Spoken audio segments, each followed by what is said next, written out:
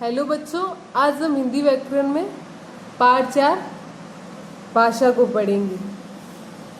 हम सबको पता है कि भगवान ने इस दुनिया में बहुत से जीवों को जन्म दिया है, जैसे पशु, पक्षी, जानवर। लेकिन सभी जीव जन्म लेते हैं, फिर बड़े होते हैं, फिर क्या होते हैं, थोड़े और बड़े होते हैं, फिर वो बाद में क्या हो जाते हैं, समाप्त हो जाते हैं।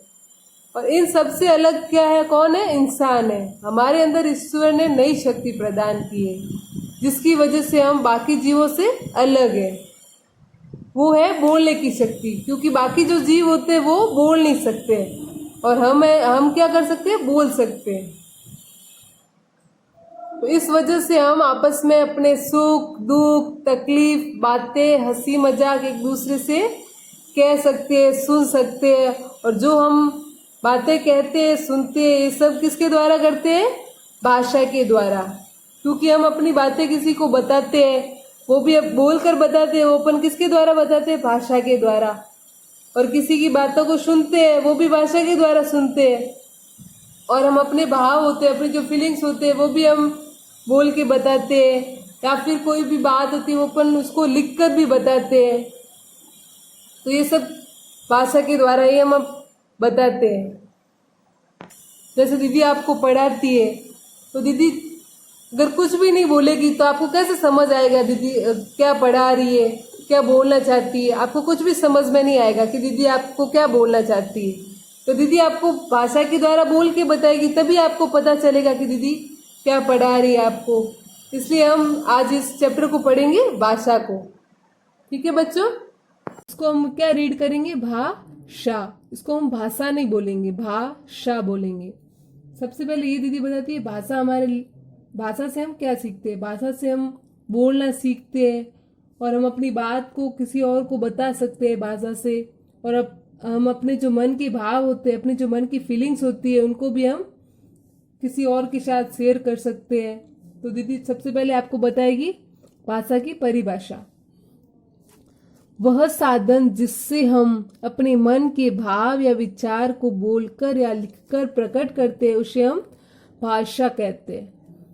वह तरीका जिससे हम अपने मन के भाव, अपने मन की फीलिंग्स बोलकर या लिखकर बताते हैं, उसे हम भाषा कहते हैं। फिर भाषा के प्रकार। भाषा के 3 प्रकार होते हैं: मौखिक, लिखित और सांकेतिक। मौखिक भाषा वो होती है, जैसे आप दो फ्रेंड्स आपस में बातें कर रहे हो, तो वो कौन सी भाषा होगी? आप कौन सी भाषा का यूज कर रहे हो? मौखिक भाषा का। फिर लिखित भाषा, जैसे दीदी आपको रिटर्न वर्क देती है नोटबुक में करने का, तो आप जब लिखते हो उस वर्क को, तो आप कौन सी भाषा को यूज करते हो? लिखित भाषा को। फिर है सांकेतिक भाषा। आप अपने फ्रेंड्स को बाय आप अपने फ्रेंड्स को इशारों से हेलो हाय करते हो, तो वो कौन सी भाषा को यूज करते हैं? सांकेतिक भाषा, जो इशारों द्वारा की जाती है। फिर देखो फर्स्ट, मौखिक भाषा। जब हम बोलकर अपनी बात कहते हैं, तो वो मौखिक भाषा कहलाती है, जैसे भाषण, बातचीत। जब हम अपने फ्रेंड्स के साथ या अपने पेरेंट्स के साथ आप बोलकर बात कहते हो, तो वो कौन सी भाषा का यूज करते हो आप? मौखिक भाषा का। फिर लिखित भाषा। जब हम लिखकर अपनी बात कहते हैं, तब वो लिखित भाषा कहलाती है। पत्र, समाचार पत्र आदि।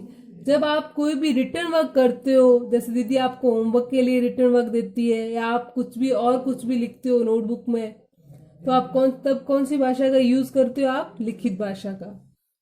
फिर सांकेतिक भाषा। कभी कभी हम अपने विचार संकेत, इशारों द्वारा भी दूसरों को समझाते हैं, उसे हम सांकेतिक भाषा कहते हैं। कभी कभी हम इशारे करते हैं अपने फ्रेंड्स को, हेलो हाय, और भी कुछ इशारे करते हैं हैंड से, तो वो कौन सी भाषा होती है? सांकेतिक भाषा। फिर नीचे देखो, हमारा हमारा देश विशाल है, यहाँ अनेक भाषाएं बोली जाती है, लेकिन देश के अधिकांश भागों में हिंदी बोली जाती है। हमारा देश क्या है? बहुत बड़ा है, और हमारे देश में अनेक यानी बहुत सी भाषाएं क्या है? बोली जाती है। लेकिन देश के अधिकांश, ज्यादा भागों में कौन सी भाषा का यूज होता है? हिंदी भाषा बोली जाती है। इसलिए हमारी राष्ट्रभाषा कौन सी है? हिंदी। और इसकी लिपि का नाम क्या है? देवनागरी। फिर देखो लिपि की डेफिनेशन, परिभाषा। भाषा को लिखने के लिए निश्चित किए गए चिन्हों को लिपि कहते हैं।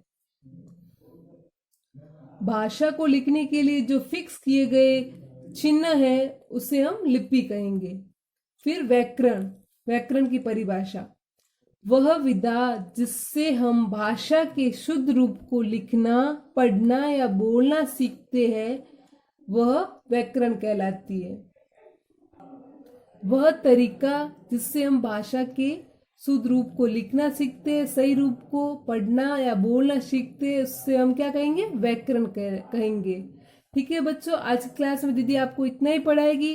जो दीदी ने आपको रीड करवाया वो आपको वापस रीड करना है एक बार। ठीक है बच्चों।